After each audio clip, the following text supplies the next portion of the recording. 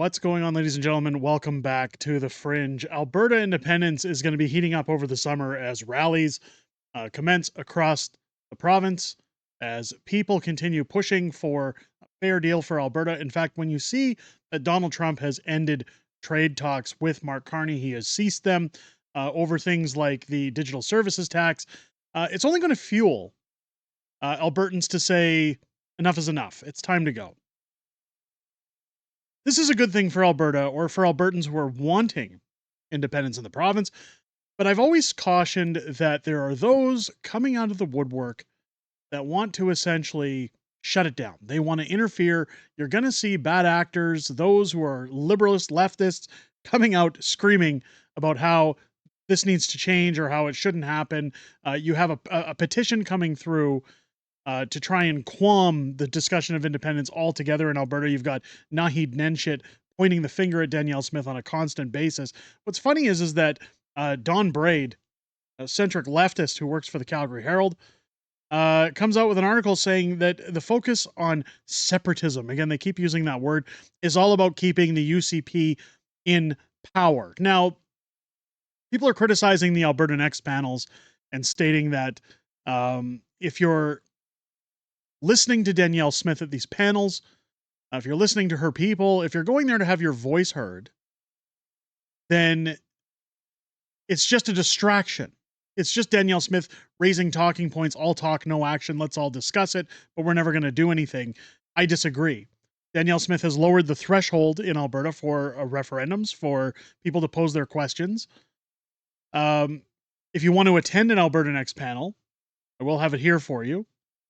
albertanextpanel.ca. You can go over, you can see the events right here that are planned throughout the province of Alberta. Again, I would encourage anybody who's thinking about independence in this province, this is where your voice is going to be heard. Anytime I've told people, write your MLAs, write those who have pull in this province to tell them that you're dissatisfied with the representation in government. This is the government actually saying, we're going to hold these town halls and hear what you have to say and take it into accountability. The more popular topics of discussion are going to be presented on a 2026 referendum. So in July, on the 15th, of course, they will be in Red Deer, 16th, Sherwood Park, August 14th, Edmonton, 26th, Fort McMurray, 27th, Lloydminster. And then in September 2nd, Medicine Hat, the 11th, Lethbridge, 15th in Airdrie, 17th in Grand Prairie, 29th, wrapping up in Calgary. Again, registration for each event opens 2 weeks prior to the event date. So again, at the time of filming this video, should be a few days before the ones in Red Deer and Sherwood Park open for registration. Again, albertanextpanel.ca is where you want to go to register for that. I would encourage everyone who's available, who's behind the idea of Alberta independence, or just wants to be heard by your government on the pressing issues that matter, should attend these events. Go to this site to register at that time, and they'll let you know where those locations are going to be. But let's get back to Don Braid, because he's, excuse me, trying to make excuses for Danielle Smith actually listening to her constituents by saying, I was given a mandate. I'm going to listen to my constituents. I'm going to take what they have to say into account. This is again where I say bad actors are going to come into play. Here it says, separatism is no threat to Alberta or the federal government or Canada itself. That sentence totally shuts down this article immediately.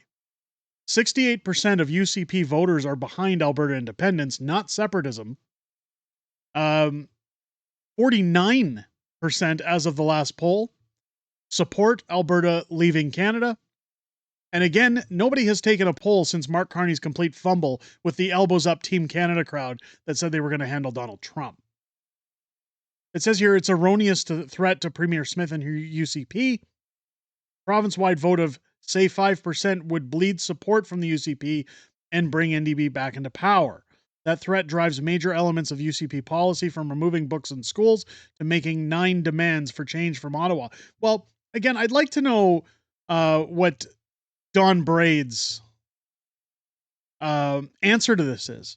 Should we not be demanding more from Ottawa? Should we just be saying, hey, it's fine. We don't need we don't need to expand our energy programs. We don't need to get jobs. We'll just keep paying transfer payments. UCP often governs 4.9 million Albertans to the benefit of a fraction of the party. At the event with Federal Transport Minister Chrystia Freeland on Thursday, Smith said Prime Minister Mark Carney should take separatism seriously. It's the Fed's fault after all. It is. This is why I don't understand why outfits like this employ journalists that are so wacko. Again, people are going to say this video is a nothing burger. I think it's good to showcase this stuff because this is the kind of distractions that are coming in when we're talking about Alberta independence. If Ottawa wants to work with me to cause that separatist sentiment to subside, then we need to materially address the 9 bad laws that have created that negative investment climate, Danielle Smith says. If they make the changes that we're requesting, and I suspect they can take the air out of the movement. Now, that's a fair assumption. I think there's still a handful of Albertans that would say it's too late, too little, too late. But Don goes on to quote here, knocking a few points off the tiny separatist party support is a weak rationale for moving the feds to action. There isn't much of a market in Ottawa or anywhere else for that plaintive cries from Alberta the oppressed. Well, Don should just leave Alberta if that's the way he sees it. On Friday, the government closed the books on a fiscal 2024-2025 with an astonishing surplus of $8.2 billion. Now, a lot of people who say, hey, the budget isn't good with Alberta, Danielle's just spending. When you have an $8.2 billion surplus, that shows responsible management. That shows they're doing their job accordingly. Danielle Smith, of course, just lowered taxes for Albertans. And when you have a surplus like this, it means you're taxing people too much money.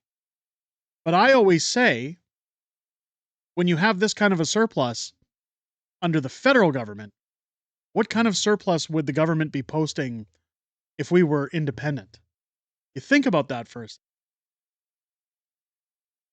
Originally, the finance department had forecast that only $355 million, one that every province would love to have, and that surplus grew madly because of lush revenue in major categories, especially oil and gas. In 2023 and 24, the Alberta surplus was $4.3 billion. The year before that, it hit $11.6. The only other province to book a surplus in 2024-2025 was New Brunswick with $41 million. So here's the question. We've shown on this channel how much we give out versus what we get back. And when you look at $8 billion, it's a drop in the bucket. So why would we continue burning our money and throwing it out when, again, we could have a larger surplus becoming independent? He goes on to say here, equalization isn't fair to Alberta. Yes, the province would have done better without a decade of ex-Prime Minister Justin Trudeau's hostility to development. The upshot today is that many Albertans still hate the Liberals despite Carney's dramatic policy reversals. What reversals? Smith amplifies separatist claims to avoid outright hostility from the hornet's nest. She eases referendum rules. She says the movement has more support than ever. This claim is false. By what narrative is the claim false? We've seen polls. We've heard from Albertans. I don't know anybody that I'm talking to in this province outside of making these videos that's behind Mark Carney or supporting the Canadian government any further. Says here, the separatist candidate in this week's Old Didsbury Three Hills by-election got 17% of the vote, far behind UCP and even less than the NDP. That's still 17% of the people that were willing to vote for the existence of a new party. The reason Cam Davies lost his election is because Albertans aren't stupid. We don't need more parties. We need independence.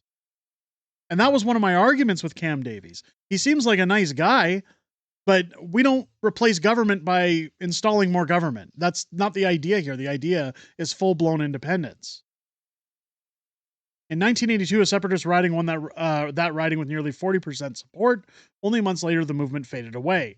There's little chance of separatists winning provincial ridings in the next election, and no hope whatsoever of taking over the government, claims this gentleman. So Don Braid wants to make sure you're pushed away from thinking independence stands a chance, that it could ever get anywhere, that this is nothing but a pie-in-the-sky dream for Albertans.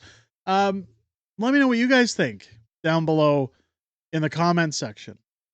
Is the threat of Alberta leaving